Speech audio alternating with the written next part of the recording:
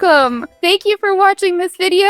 I'm Whitney Lee. I'm a developer advocate, and I'm here with Ben. Will you introduce yourself, Ben? Hey, hello everyone. I'm Ben, CTO of ARMO and also maintainer of the Kubescape project. Awesome, and we're here to talk about Kubescape. So this board that I'm behind, Ben and I just had an hour-and-a-half long conversation as part of Enlightening, where Ben taught me about Kubescape. And so now we're going to give you the recap in a 20-minute format, so you don't have to watch the whole long conversation. So Ben, will you talk about what the world was like before Kubescape? The world was dark, and then Kubescape came.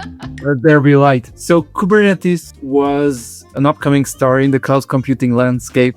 And something around two and a half years ago, NSA, National Security Agency, decided to come up and publish a great document about how to improve your Kubernetes security, which was kind of a milestone, I think, in the Kubernetes security world, because up until then, I think that no government agency was officially telling you that how Kubernetes security important. But then it came out, and a few of my friends at ARMO liked very much the document. We thought that it was an awesome work. I had the privilege to meet the guy behind that a year ago, and we decided to come up with a security scanner that checks your Kubernetes cluster settings, both at the infrastructure and the workload level, and to validate against the same requirements as the document stated. And this was a pet project for us. We worked for it on a week and night, days and night, and then released it. And after a week, it turned out to be a blast. It was very well liked.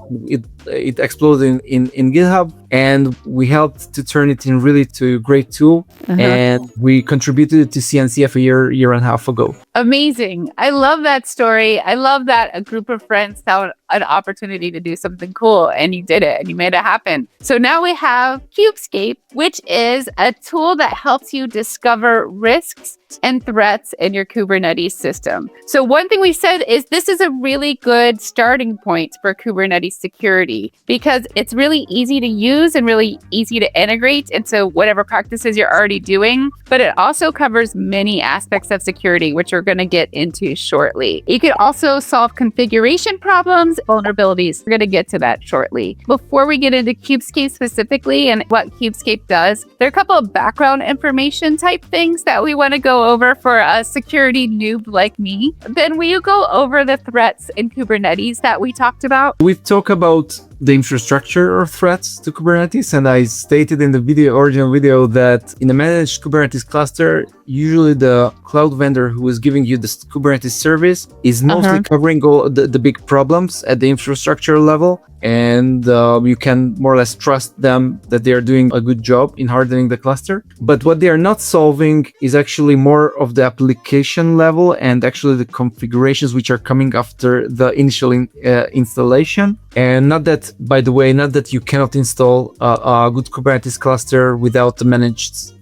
cluster. You can also build up your own, and Kubescape will help you with that. But we talked about two main challenges after the installation and the infrastructural phase, and two major threats on workloads in Kubernetes. One is the supply chain. Where is the software you're running is coming from? I think according to latest statistics, 80-90% of the code that we are running in our environments are not developed by our own companies, but are coming from other companies or most likely open source projects. Wow, I didn't know it's that high. Yeah, it's crazy. And therefore supply chain is a problem, because someone else wrote a code and you are like, just without giving a second thought, you're taking that code and running it in your environment, and obviously it's coming with on threats that someone is able to inject malicious code into those software packages, and you will start to run it in your environment. And this is one threat on Kubernetes clusters, just by the way, as in other environments. And the second big threat, we talked about how an attacker can get into your environment is through vulnerabilities. So you're exposing some of your services outside of the cluster, because this is why you're running some of their workloads, because you're giving some services to someone. And if an attacker can identify vulnerability in your environment or in your public front-facing workloads and exploit these vulnerabilities to get into your system. They may be able to penetrate your first line of workloads from the network. And from there on, it really depends on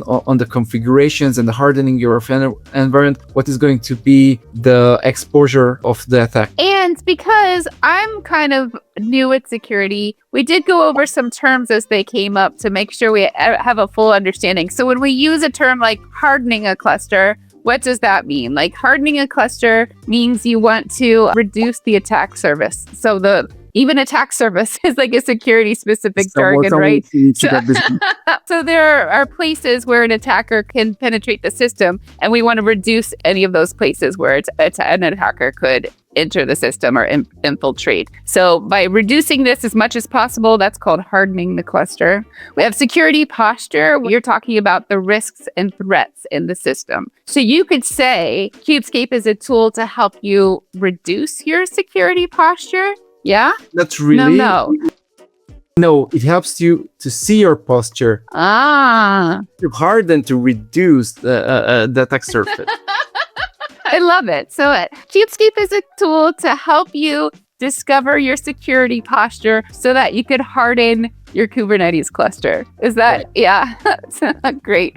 And so then we have least privilege, which is giving a human or a process the least possible amount of access they need to do their job. And this can be a really hard problem because if you give them too little, then they can't do their job. So you really want to find that line. And then we talked about vulnerabilities. So vulnerabilities is definitely something I've heard a lot of times. CVEs, common vulnerabilities and exposures. It's a bug that in some cases can be exploited by an attacker. The new part to me here is that in some cases part. It's not always going to be exploited by an attacker. Spoiler alert, one thing that Kubescape does, it's going to filter out the ones that you don't need to see. So now with all of that context, we're ready to get into these 5 main things that Kubescape does. Do you want to start us off? It scans the infrastructure setup of your environment, what you have in your API server, what you have, what kind of setup it has, what its configurations, what are the node configurations, and it already can give you a lot of insights into whether your environment is secure or not, whether you need to improve something in it. Again, it really depends on what we talked about before, whether you're managing your own clusters or you're using a service where the cluster is managed by someone else. But even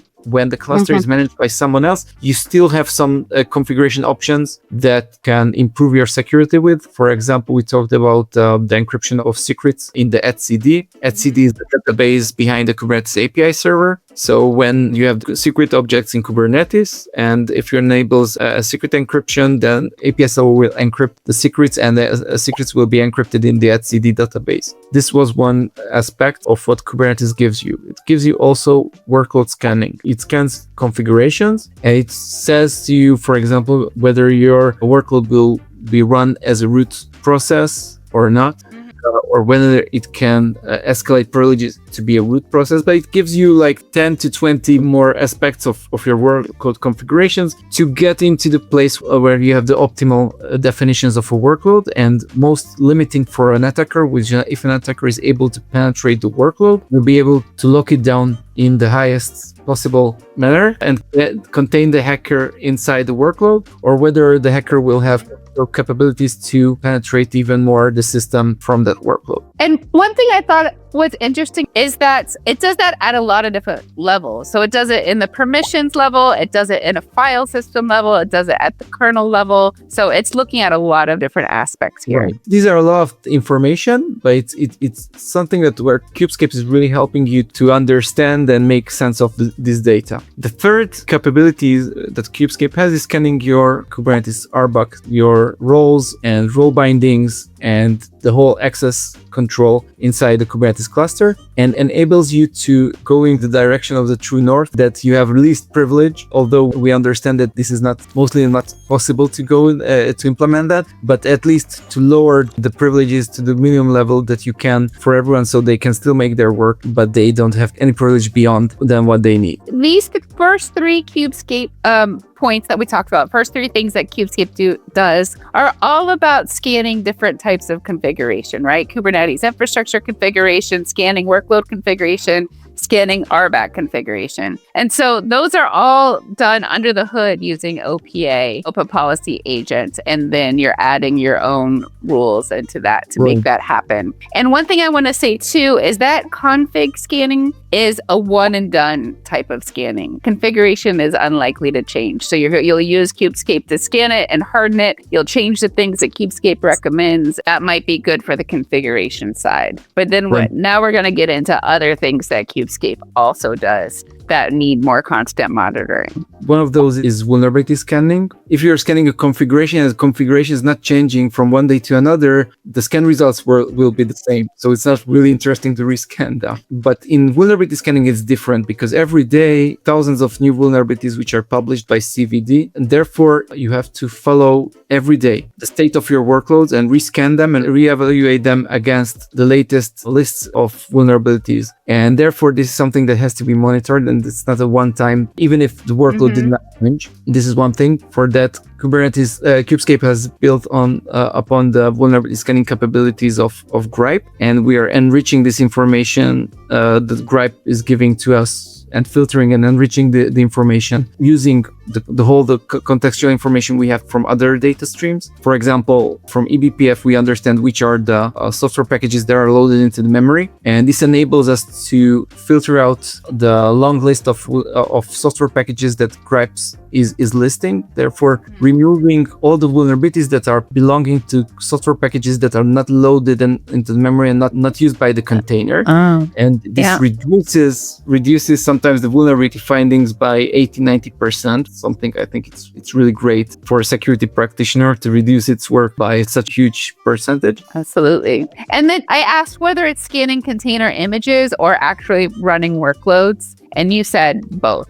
Yeah, so we are scanning the images, but we are also scanning the workload itself, which is a Kubernetes construct, which is its configurations. And we are also sniffing out all those things the workload does at the file system level and the process levels. We also collect the information of how the actual workload behaves, and this enables us to do this reduction of noise. Cool. And then the last thing that Kubescape does, really the cherry on top, such an amazing thing, it can give proposals. So you're getting information about everything that's wrong in your cluster, but it also will tell you how to make it right. So it gives hardening and remediation proposals to you. Do you want to talk about that a little bit? Nearly for every finding, we are giving a proposal to how to fix it, if there is a fix available. But we are going somewhat beyond that even, and we're using, again, eBPF runtime information to be able to propose hardening policies and settings for the user based on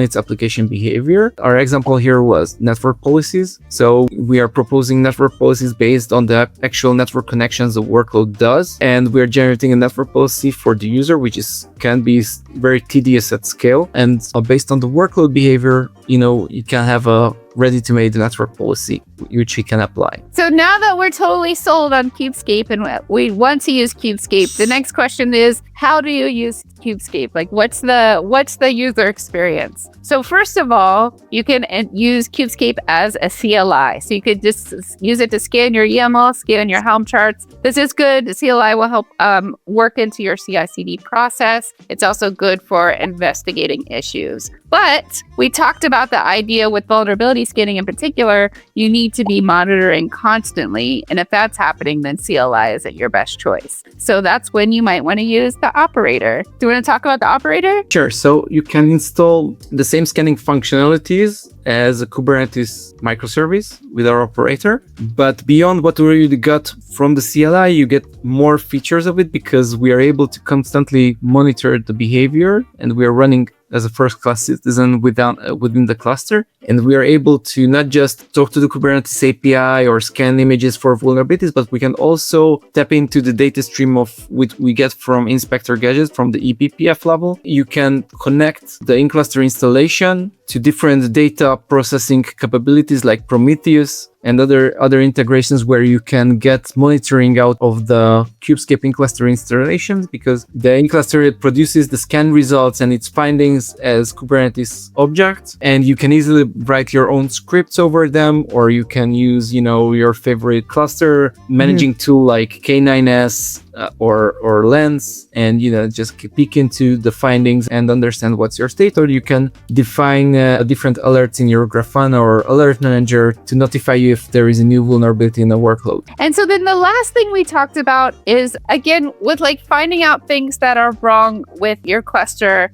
there's a bit of demands for admission policies, for Kubescape to have validating admission policies that like, hey, if I know this is wrong, we just hand me the policy I can apply to my cluster to fix it, please. And so that's something you've just started doing with the new Kubernetes object called a validating admission policy that's beta with the 1.28 right now. So Kubescape's created a library of Kubernetes validating admission policies. The Kubescape validating admission policies plus any validating admission policy is written in Cell, which is a common expression language, which is simple and powerful, but not too powerful that it can DOS your cluster. But the idea is with these validating admission policies, Kubescape wanted to help folks easily make policies at the cluster level, admission policies that will help security posture and least privilege access. We are like really happy, to have more feedback from users, from contributors, and anyone welcome. We have a vibrant community, and we are happy to see anyone there. Excellent. Thank you so much, Ben, for sharing your expertise, and thanks for everyone who watched this video. Bye. Thank you. Bye.